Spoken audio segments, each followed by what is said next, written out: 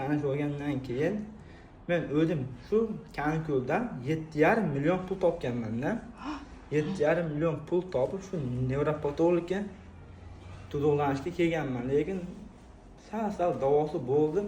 Hozirgi kunda esa shu vaqtgacha bu duduqlanishga men dadamdan, opamdan pul so'ramaganman. Bu yil ham men shaxsiy o'zim dalada ishlab qora mehnat qilib topdim, o'zim topib shu yerga keldim.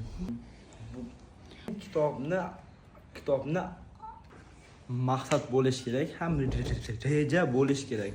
Maqsad bo'lmasa bu muvaffaqiyatsiz bo'ladi. Reja bo'lsa shu reja bilan har kuni shunaqa narsalar bilan bo'ladi.